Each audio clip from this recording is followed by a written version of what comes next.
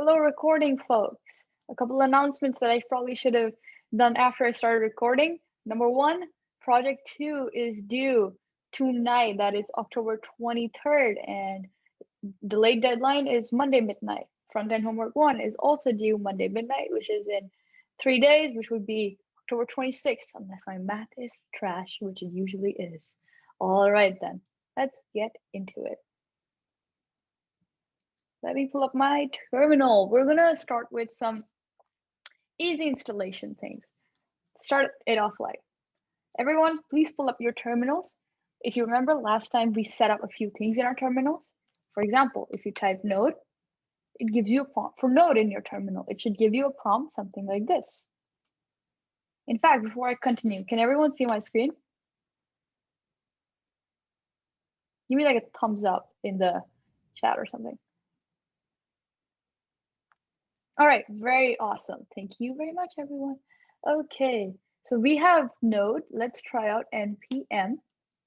It should give you like an error of sorts, but the error is npm specific, which makes it okay.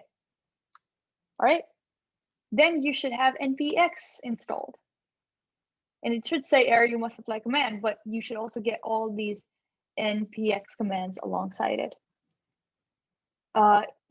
Everyone who has these three, please mark yourself as a yes in the participants tab. And if you don't have it, please mark yourself as a no.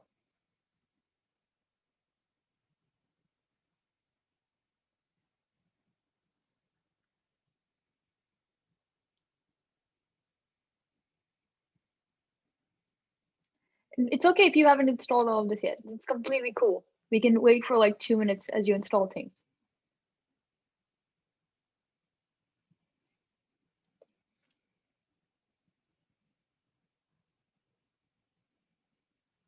Yeah, check node, npm, and npx. Yes, indeed. That's all you need to check. If you have all those three things, you're done. You're good to go. But we really do need these three things.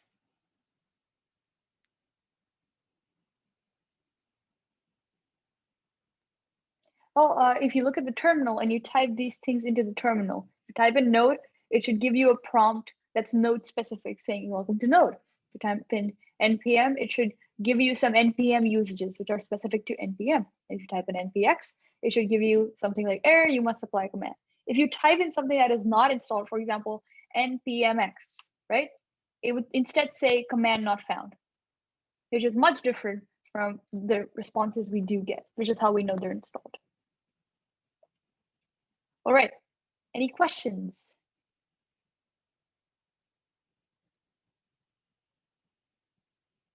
Okay then. Everyone who hasn't managed to install things yet, I am going to give y'all this time to do so as I talk about React and framework philosophies. Y'all have 5 minutes of me monologuing to install things, so get going. All right. In the meantime, let's talk React philosophies and then we will continue with our development. So, what is React, first of all? React is a framework, a JavaScript framework for building UI components. Let's break that down. JavaScript, you all know what JavaScript is at this point. What is a framework? A framework is some level of abstraction, giving you tools you didn't already have. And what are UI components? Well, UI stands for user interface. These are components your clients will interact with. Who are clients? Clients are the people who will use your website. So aren't all components client interactable? Otherwise, why did they exist? Well, almost. Front end is all about the UI, the user interface, the user interaction. Backend, a lot of the backend tools, the server, the responses, the requests that are thrown back and forth, the user never interacts with them. It aids the front end to develop what the user interacts with, but the user never interacts with the backend. On the other hand, as front end people, we are people who immediately write what the user interacts with. So UI components are small units of user interface code. So for example, if you think of a website, the search bar is one UI component. The navigation bar up top, one UI component. A few bigger UI components could be something like a form, like a submission form page, one UI component. Something like the title screen for a web page, one UI component. So that's what UI components are. So now that we kind of understand what React is, it's a framework and a library because it has a lot of data that we can use. So why use frameworks and libraries? Well, it is mainly because of one reason, which is that we are constantly looking for ways to make development easier. And it is kind of tedious to write all the HTML in one file and all the CSS in another file, and all the JavaScript in one file, and then constantly refer across files to check class names and ID names and making sure you're doing everything in the correct place and linking it all together. Plus, it makes everything quite monolithic. If all the HTML is in one place, it's very annoying to have to go back and search through in big web pages more than thousands and thousands of lines of HTML to figure out where the problem is or where something needs to be added. And you can imagine in like web pages like Facebook, which are auto-generated with data pulled and are paginated, which means that they're loaded like a bit at a time and then another bit and then another bit. The HTML, CSS, and JavaScript, if written purely in those languages, needs to be extremely dynamic in nature to be able to do stuff like this, and therefore extremely complicated. It makes development, specifically shared development, extremely difficult. So we need tools to make development and shared development easier. And that is where React and these other frameworks come in. What they do is that they separate logic and they basically make components, as we discussed before. So the power of React is that it can isolate the responsibility of a certain part of the page to a certain part of the page. So for example, on a web page, the nav bar doesn't need to know about how the sign up button works. Yet in a normal HTML, CSS, JavaScript web page, it does. And what React does is it goes in and makes sure that the two things do not know about each other. It separates responsibility, which makes it extremely modular in nature. All right, anything else? Yeah, one more thing. It fits really cleanly into the MVC model. The MVC model is the model view controller model. You may know of this. If you don't, that's completely okay. We will be covering this as we go ahead. Anything else? Yeah, let's talk about cons. It has an extremely sharp learning curve, especially for someone who just picked up HTML, CSS, and JavaScript, because it is quite different.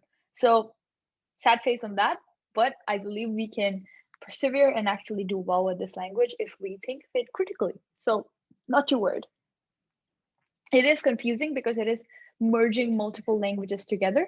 React is merging multiple languages together, which makes it slightly confusing, but worry not, we will figure it out. And finally, it is a huge library. React is big. So what you may have noticed is that your pure vanilla HTML, CSS, JavaScript files, very light, 3 files, got a day. Very nice.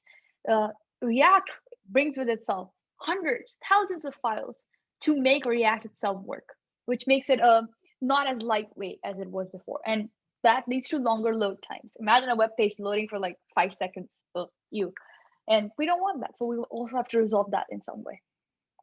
Okay, that's a big spiel on motivation. Everyone who was installing these things right now, were you able to install them all? Yes, no, give me something.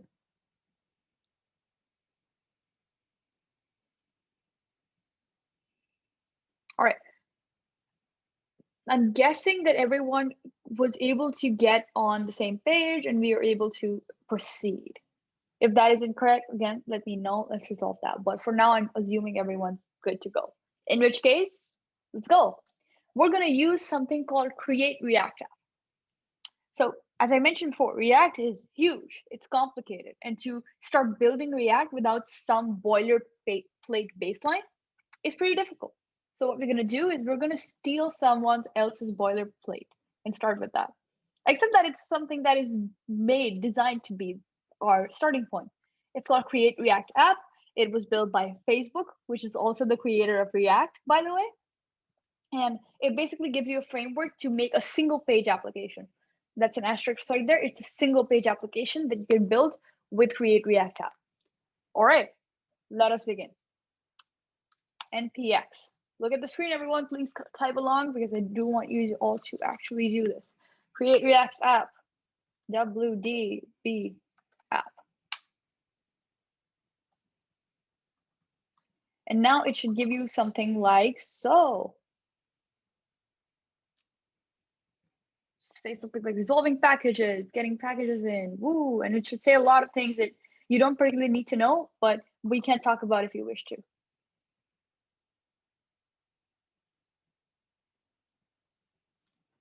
All right, as that is happening, debugging, how's everyone doing? How's everyone feeling about this?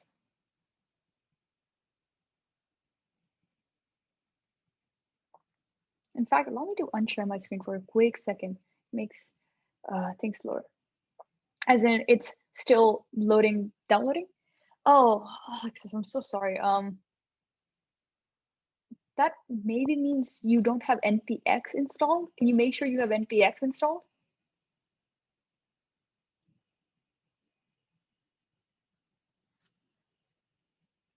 It is supposed to take a really long time. As I mentioned, React is a huge, huge monolithic thing to install. So it takes a little bit of time. Could you drop your errors in the chat, please?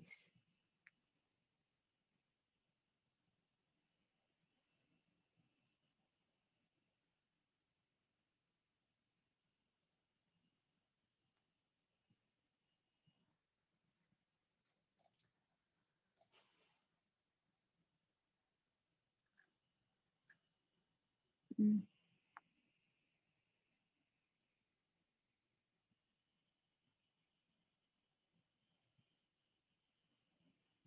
Oh, I'm guessing you have Windows, which I am terrible at helping out with. 1 second.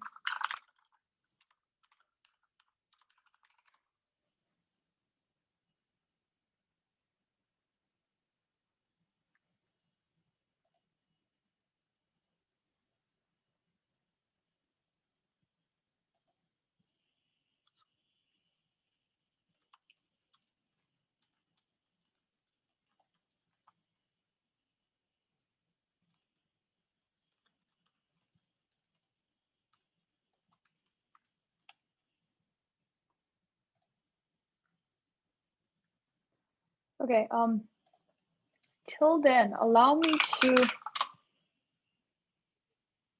pull up. Right, so it's supposed to look like something like this. It's supposed to end with created git commit, success, create WDB app at this thing, inside you can run commands. That's unfortunate, but yes, right. All right, I'll flip the question a little bit. Did this show up for anyone?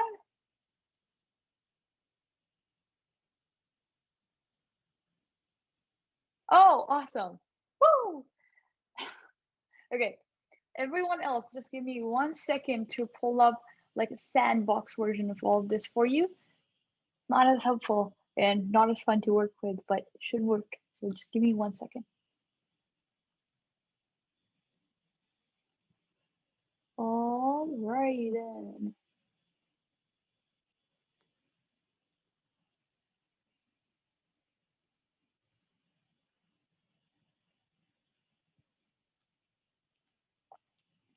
All right, here's some starter code for some random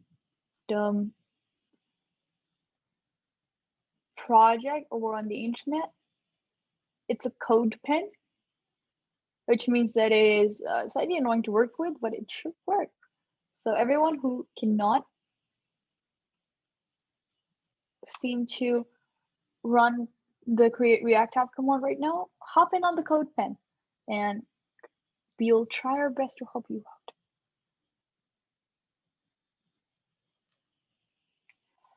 All right, awesome. So let's get to this. As it says, let's get hacking. All right. cd wdb app. And you'll see this master right here. This implies that we also have a Git, not a GitHub, but a Git inside of React. So every time you make or create React app, you get a Git for free. All right. Let me just open this up in our friendly, helpful Visual Studio Code. There we go. Okay. Let's explore a little bit before we dive into anything. The README is, well, at this point, I hope everyone's created one GitHub repo. The README is an auto-generated README giving you some instructions about how to run things. Feel free to read this on your own. All right, let's talk about some things. What is package.json?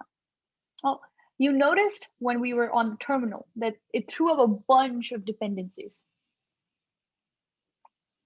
What was the point of that? The point of that was that we're using a lot of things that we didn't write here. So how do we manage all of those things? Oh, we manage them through package.json. Here, look at here, dependencies. Testing library, just dorm, testing library React, testing library React, right here. And then it gives us some scripts as well. It gives us some configurations, some browser lists, some development notices. We don't want to care about any of this stuff for now. All we really care about is the dependencies here. And the idea is that you now have some dependencies that this project works. You don't need to open it anywhere as long as you open the entire folder that was created in your editor of choice. The package.json can be opened up anyhow. I opened the folder that we created in VS Code. You can open it in your editor of choice. Okay, let's look at other things. What is git ignore? It's whatever, it's a Git thing. We don't need to worry about it. What is yarn.lock? We're using something called yarn to manage our dependencies. And that seems kind of counterintuitive because isn't package.json doing that? Package.json is just a list of our dependencies. A JSON file is truly just a list of things. So it's not the thing that is managing the dependencies. The management of the dependencies is done by yarn.lock. All right, I'm gonna go back one step and open up my terminal again. So let's go back. Right now, I have gone back to the directory in which I created WDB app. ls gives me a list of everything that is in that directory. And if I look very, very carefully, I should see WDB app right there. Now I want to open this WDB app in some editor. What I did was I cd'd into WDB app. Oh, that's WDB app. And I ran an integration that is supported by my computer to open it in VS Code. What I should have done instead is go to my Finder and or file management editor of choice, go to my desktop or wherever, look for this file, and then open it up. So everyone take a minute, look for this WDB app folder on your computer file tree, and then open it up in whatever editor that you find fit.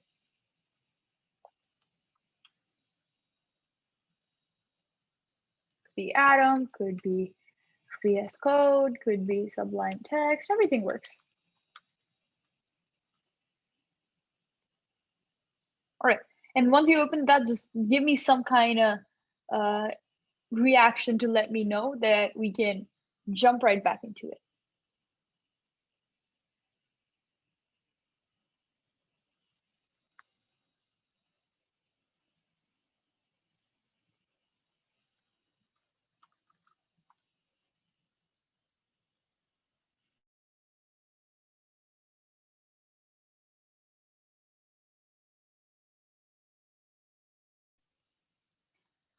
My apologies for this being a little bit tedious. It's just the opportunity cost of starting a new language.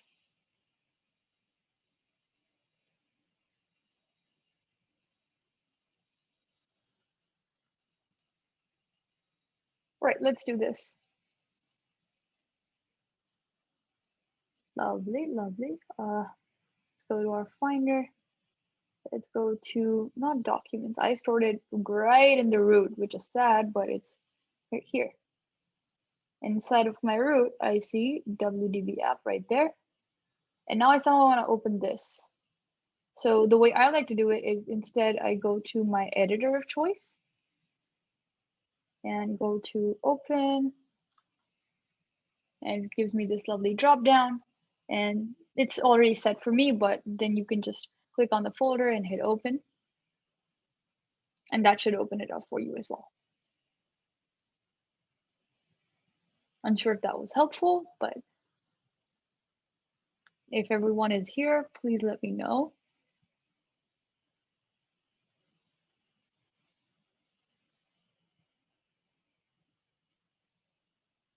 All right, awesome. I'm gonna give you all another,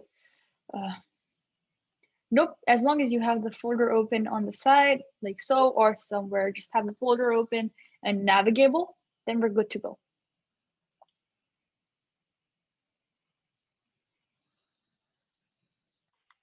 All right then, everyone else, please get ready to go. If you don't have the yarn.log file, that's completely okay. We'll figure that out and install that for you as well. Okay, if you don't have any files in here that I have, that's completely okay. It's probably an effect of my computer having a bazillion things installed on it, and we'll get you that. All right, for now, let's proceed. Let's talk about SRC. There's two files of relevance here. One is the public folder and the other is the SRC folder. Let's talk about the easier one first, the public folder. It has an icon for us. It's the React icon. It has an index.html file, which, let's talk about that in a very quick second. It has this logo, another logo. It has this manifest.json file, which is also confusing. So we'll get back to that as well. Put a pin in it. And it has robots.txt. Robots.txt is probably the easiest thing to explain, so I'll just go ahead and explain that first. So the idea behind robots.txt is that a lot of services, mainly a huge one is Google, kind of goes through the internet and has robots read through the site and stuff like that, so you can pull data from the site. By using a robots.txt file in your front end page, you can either allow or disallow that robot to go through your files and pull data. Something like classes.berkeley.edu, fun fact, has a robots.txt disallow on it. So any robot that you send in to pull data will immediately be rejected. I know this from personal experience. Okay, let's go to SRC and look at what's happening. There's an app.css, app.js, app.test.js, interesting. It's index.css, index.js, a logo SVG, interesting. A report vitals, a test setup. Let's talk about things that we will not be using today. We don't care about the report vitals. The report vitals are for advanced development as well as internal React stuff. And setup tests are also stuff we're not going to use because we're not going to be worrying about tests right now. What we are going to start doing is start our server. Let's go. All right. So pull up your terminal alongside this. Make sure you are inside of your folder and then run npm start. And what this does is that it starts a local development server for you. Why is a local development server necessary? Why can't you just open some files? Because every file interacts with each other to form this interconnected web of files, and you can't just open one file and expect it to work. You want the entire thing to somehow be uploaded and start working. Okay, let's close a few things here. And now my local host is, it's going, let's reload it. Still starting, we can still wait. Takes a moment. All right, as we wait for that, where's everyone? How are you doing? Private message me, or just drop it in the chat, whatever is easier for y'all. All right, now that you have this running, The command was npm start. Npm is our old friend that we've been talking about for a while. Start is the word start.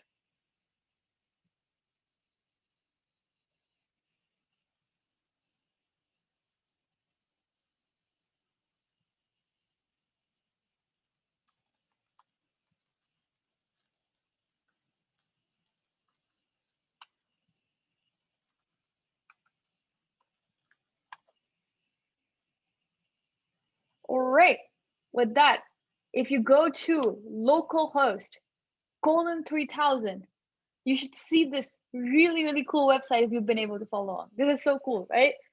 And let's talk about what localhost is. I'm not sure you guys were able to be introduced to localhost, but the idea of localhost is something that is just available on this computer. It's a locally hosted website. And 3000 is just the port of that localhost. What are ports? They're the channels to the localhost. It's way too complicated for anything more than that. Okay. Quick note about what this is. This is the terminal, the internal terminal of VS Code. If you are using VS Code, you can go up, hit terminal, and make a new terminal right there. Otherwise, you can just run it in your own terminal. If you got npm error when you ran npm start, could you do me the favor of going ahead and running React scripts start instead? Interesting. One sec. Don't do that.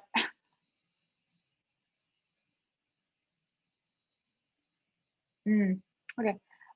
If you're getting an npm error, make sure you have npm installed and that you are in the correct file, in the correct folder. That is, if you are in, say, like a folder above and you try to run npm npm start, it will say that there is nothing to start here. So yeah, there we go. So make sure you are in the correct folder.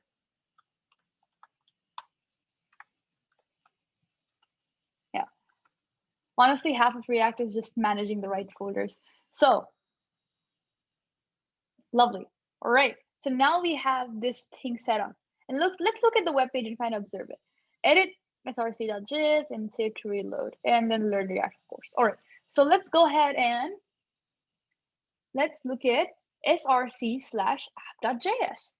Today is going to be a lot of introduction, not that much development. Sorry about that, folks. Okay, so this is src/app.js. And it looks very, very strange on first glance, doesn't it? We have this Java function, not Java, JavaScript function, which is all right in a JavaScript file, but then we suddenly have HTML inside of it. And then we have this curly brace thingy that we don't know what to do with. Very confusing, for sure. So what is going on here? Great question. What is going on here is a new language known as JSX. The idea behind JSX is to take HTML and CSS and put it in JavaScript. And that's what's happening. This is HTML that is put inside of JavaScript. What is this export, all of this and all this? But let's not worry about all of that. Let's take this step by step. So where does every single web page start? Index.html, of course. So let's go to index.html first. What is happening in here? Well, we have some metadata. We've linked an icon. We've had some more metadata, another icon. This is manifest.json. You notice all of this metadata right here. Manifest.json is just a faster way to incorporate metadata into your website. We don't need to worry about it. Okay, the title, closing the head, opening the body. If there is no script, say there is no script. And then, of course, div id equals root. I would say, please take note of this and keep it in memory. This line right here will become important in a hurry. Quick note, the HTML file is in the public folder instead of the src folder. So if you want to look at the HTML file, it's in public. And what is happening here is that this is the index.html file being displayed. This is the index.html file. But where's all this coming from? The background color, the rotating logo. We have nothing inside of this HTML that does any of this. So what's happening here? Well, React is happening here. With an index.html file, we can find an associated index.js file. So let's go there first. We don't care about the web reports, so let's skip it. What we do care about is React and React DOM. Through your JavaScript lessons, you have now been introduced to React DOM, which is awesome. Or you've rather been introduced to the DOM, which is the document that the web page is, in fact. It's the playground for us to work on. React DOM is that playground, but controlled by React. So what you can do is that you can give React notation to it. What does that mean? It means, it means these things right here. What is this notation? Let's not worry about it. What is React.strict mode? It is React enforcing stricter rules, but that's not the big concern. The first big concern is our document.getElementById root. Did you notice that there was a div ID root back yonder there in the index.html file? This is what that is referring to. We want to look at our document, that document being index.html, and we want to get element by ID root. That gets this element right here. And what do we do with this element? Well, if you remember in JavaScript, there was something called .innerHTML, and the idea was like injecting stuff into already existing divs through JavaScript. Same idea. What index.js is doing is taking app from app.js. The notation is slightly different, but that's the idea. Everything that comes from app.js is taken and made sure it is correct through React strict mode, and then given to the root to put inside where the root is. So it's taking our app from app.js and shoving it into root in index.html, and that is what is being displayed. All right, that's a really, really complicated idea. It took me a while to get that down. So what are your questions about that?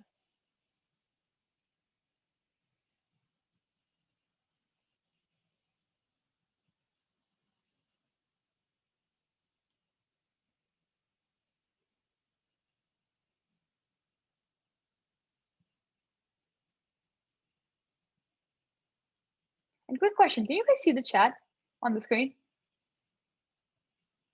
I hope the answer is no. Oh, whew, thank God. All right, and I wouldn't want to make your private messages public. All right, lovely. On that note, anyone with any questions? That's a bit of a complicated idea, so I hope you all have that somewhat down.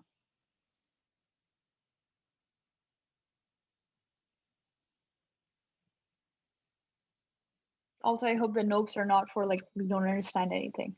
Okay, whew. 1 minute break, and then we can restart this pipeline that we're chasing.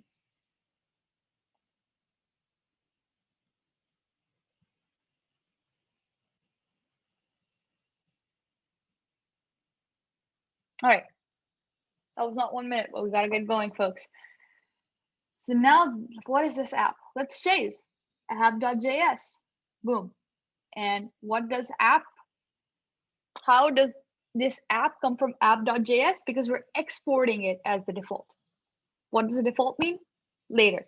Just know that we're exporting it, but throwing it out of app.js into index.js through this statement right here. And now that and what are we exporting? Well, we are exporting all of this HTML because that is what the app function contains.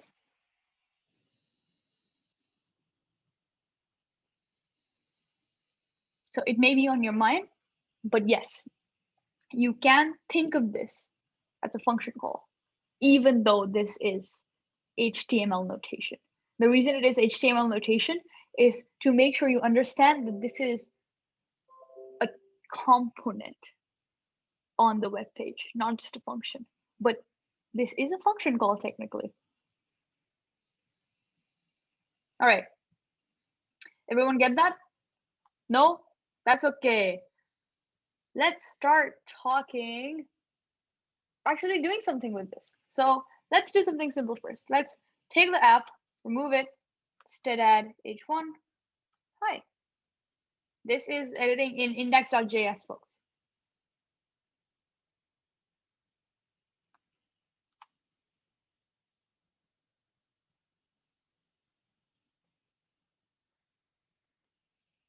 And look at that. We get the hi instead of our app display. That's interesting, isn't it? Well, let's do something slightly crazier then.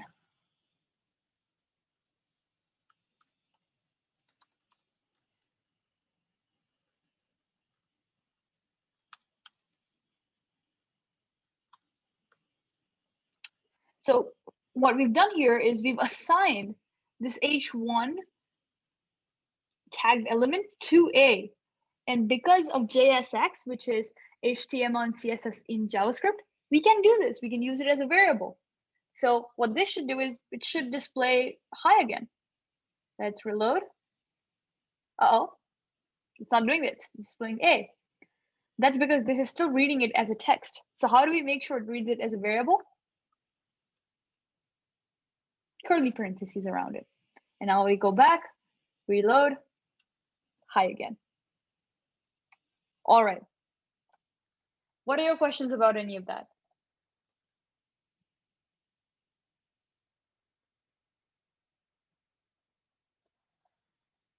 So let's talk about what the curly parentheses are about. The curly parentheses are when you need to put JavaScript in between HTML tags. So even though these don't look like your standard HTML tags, both of these are in fact HTML tags. And anything in between them, oh, that's bad. Anything in between them also needs to be HTML. So if I put like 3 plus 3 in here, you go back, you notice that it does not display 6. To put a number in here, you have to go here and do the curly parentheses. The curly parentheses make the inside of the universe of the curly parentheses JavaScript, and it's evaluated as JavaScript. Why can't you do the same by changing it in app.js? Excellent question. Let's revert to our original old model, which was something like this. Don't forget the slash before the closing brackets. I'm going to give you all a second to get back to this. You can leave this uncoded as well, doesn't particularly matter. All right, lovely. Let's go back to app.js. What we're going to do is we're going to go in and we're going to comment out all the app.js, our function app. Lovely. This is app.js, by the way, everyone. I'm going to go function app return. This is just standard function pattern. Parentheses. To comment things out quickly, do command and the slash after selecting what you needed commented out. All right. And instead, inside of the return parentheses, we put in something like h1 hi. All right. Guesses as to what will happen. Drum roll, please, folks. Hi. Because indeed, what is happening is whatever it is app, in whatever it is returning, gets swooped up from here and plunked right here. Let's do something slightly cooler. Let's go here.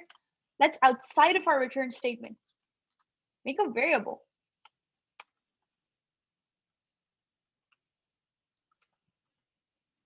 And inside here, well, we can't just put v, remember? Because again, it will just consider it a letter. So how do we evaluate what v is? Curly parentheses.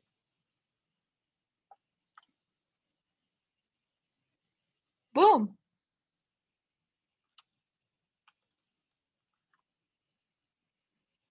Ha, look at that. That is the power of React.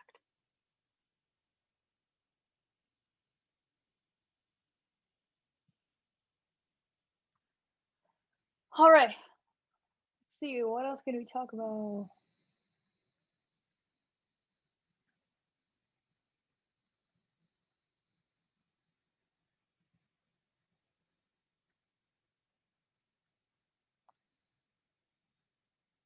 Okay, let's do this. Let's go ahead and talk about JSX. What is JSX? Well, technically, it is a syntax extension to JavaScript. What it allows you to do is take HTML, CSS, and put it in JavaScript. I've said this multiple times. At this point, it should be stuck in your brain. All right. Now we're going to change app to do some cool things. We're going to use some additional functions to make things work, honestly. All right, so here's what we're going to do. We're going to make app return.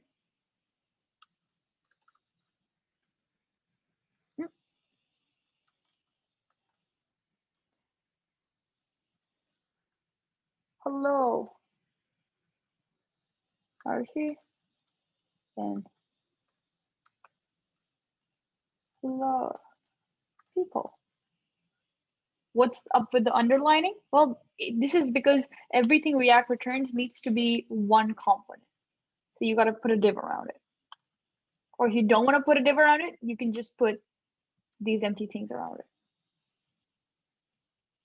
Again, what is happening here? What React demands is that the return should be one HTML component. You can have other smaller component inside of it, but it needs one giant HTML component, which is what these parentheses do. They just wrap everything without doing anything about it. You can also, of course, use just a div. You can think of it as a nameless or pointless div. Oh, that's incorrect. The slash needs to go before. All right, what are your questions about any of that, folks?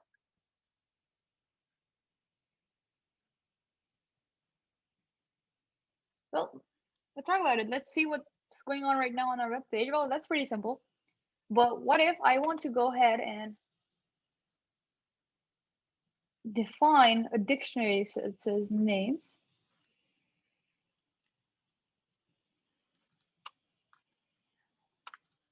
Names equals opening the dictionary. Writer is Arushi. Viewer is people. This is something we just gotta hang on. How can we put these names inside of our lovely, lovely dictionary? Well, we can go here and we can say hello names writer or names.writer, whichever one works for you. Let's do the dot one. And hello names.viewer. And bam, look at that. It's the same thing, but it still works. But what if we want to determine that the display needs to be in a very specific way? What if I want to make sure that Arushi is always followed by another Arushi? What is I want to say hello Arushi, hello people. Well, let's write a function. Function display double. It takes in a string. Nope, that's incorrect. Don't use string as a variable, folks. Let's say it takes in a string s. What it does is that it returns s plus s. I don't know if that works. So let's instead do it returns an h1 containing s and followed by another s. Everyone kind of with me so far? Make sense? So instead of this here, we want to do display. Oh my God, no. Display double names dot writer. All right, that should. Oh no. Oops, what did we miss? We miss our lovely parentheses because this is a JavaScript statement. Again, you will get confused, but you will also realize immediately this is JavaScript statement. It needs to be wrapped with parentheses. Oh my God, look at that. That's because we shoved two H1s, one inside the other, which is why it is so big. I don't mind. I don't mind. It looks good. All right. Oh, okay. So as you can see, this gives us the power to use functions to decide what our display can be like without having to do like a get element by ID and then manipulate things inside of it. No, nothing. You just take a variable, you pass that variable around, you display it. It makes life much simpler. All right.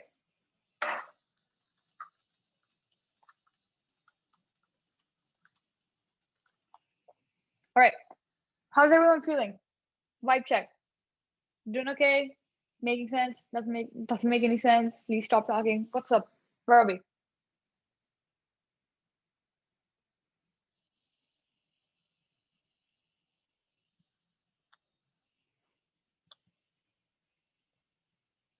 All right. Excuse me. Based on that one thumbs up and some silence.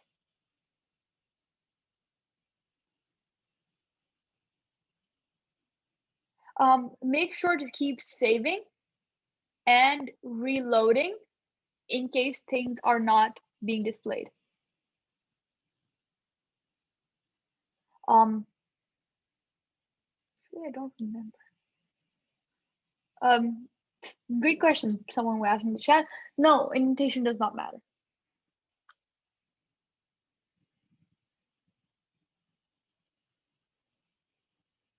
Yes. We have only seen like the switching thing. Yes. By the way, please keep the export part. But we've only seen for now stuff that we can easily do in JavaScript and HTML and CSS as well, and it doesn't become that complicated. But React is special when it comes to responsivity. And we haven't made our website responsive at all yet. But once we get to making things responsive, React makes life a lot more simple. But Hector, yeah, alas, it is as simple as not having the need to switch back between HTML, CSS, and JavaScript.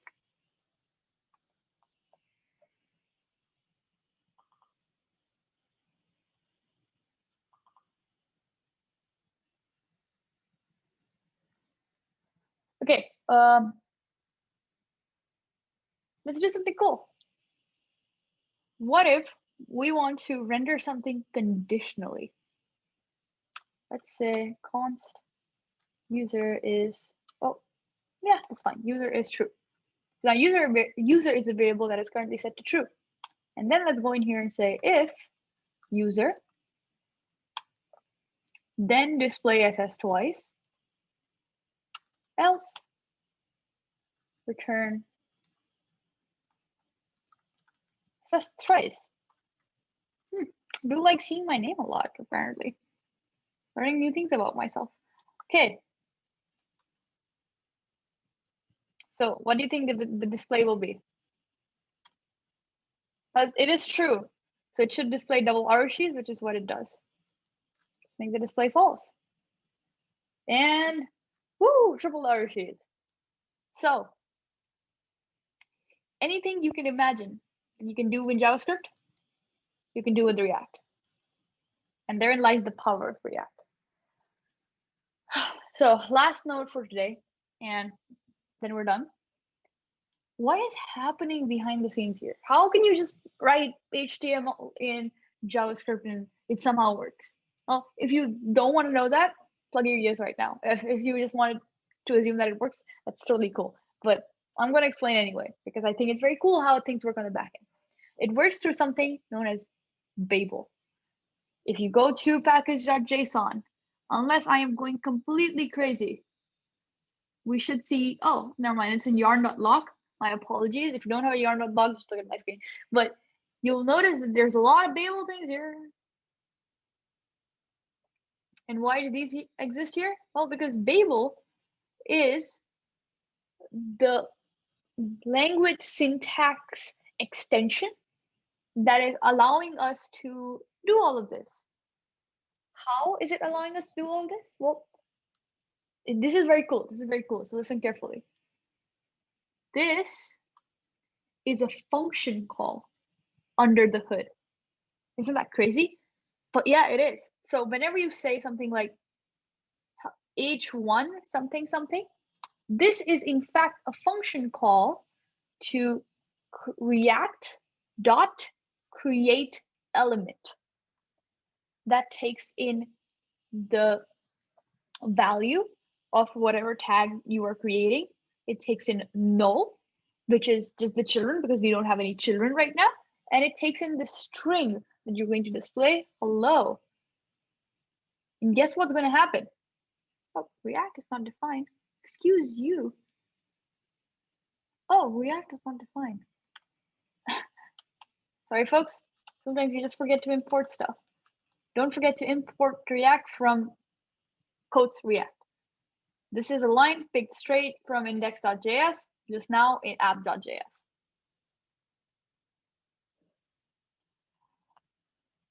I think I went a little bit too fast on that one, so let me recap. Add import React from React at the top.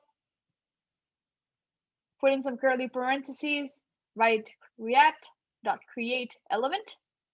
Open the parentheses, add h1 as a string, add null as a string, add hello as a string.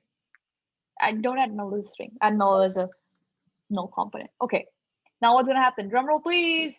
Woo, we have hello. It does exactly the same thing as hello does. So this is equivalent to this. That's what's going on behind the scenes. Okay. What else? What else? All right. One more note about React.create element. How does React use React.create element? Well, what it does is that, let's add some codes. It creates a JSON. Strange, isn't it? But what does it is that it creates like something like a type is h1. Then it says the props are children, hello world, hello, and stuff like that. These are not supposed to make any sense to you right now. If they do, lovely. If they don't, that's completely okay.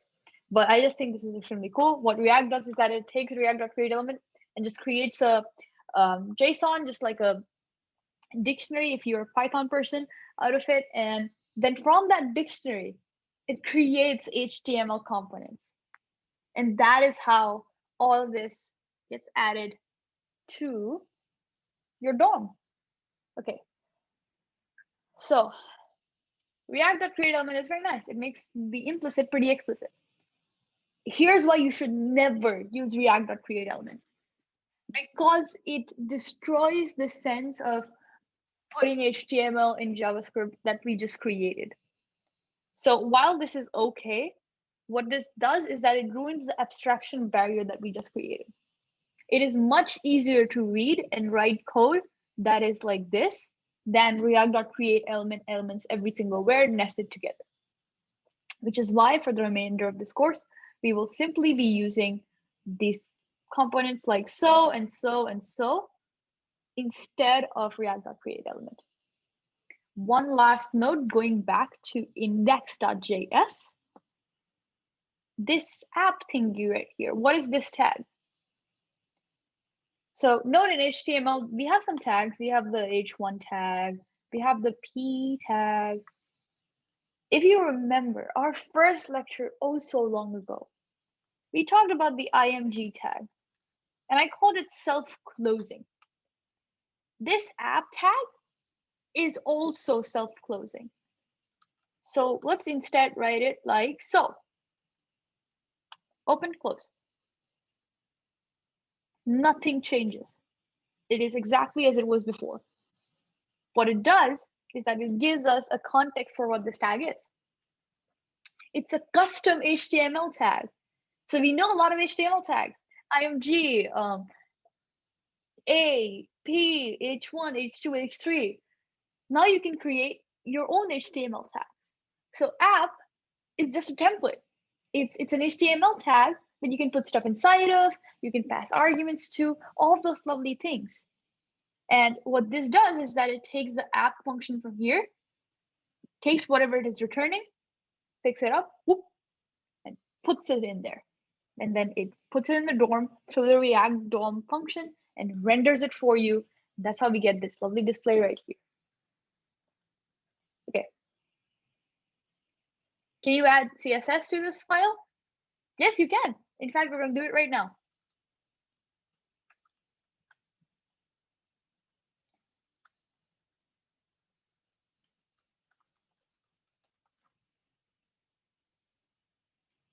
Oh, rip. What did I miss? All right, don't use the semicolon quotes. My apologies, I completely forgot. And put the Boolean quotes. I'm so bad at CSS.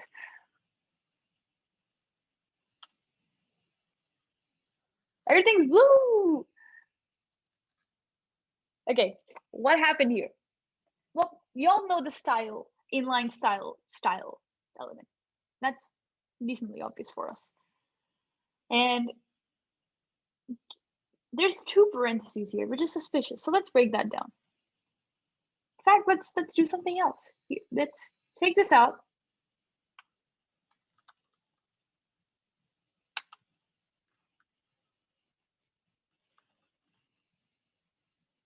That should render the exact same way. In fact, let's change things up a little bit to render it differently. Okay, so that works too. Why does that work as well? Because in JavaScript, in JSX, which is HTML and CSS in JavaScript, CSS is dictionaries. So this here is a dictionary. It maps the keyword color to the string red. And it has to be a string because red is not a variable. And JavaScript doesn't like that. So what it does is that it picks up this dictionary and makes it the style for this H1. And React goes in and takes this dictionary and makes this a style sheet for us. And then it renders the style sheet for us. And that's about it. That's how you insert style into your H1 and H2 and your HTML components inside of React. All right. With that, we are done with React basics. Congratulations, you have finally started a new language, a very complicated language, and a challenging development, but I think we can make it. Okay, 5 minutes for any questions you all have, and then you are free to go. Fire your questions off now, please.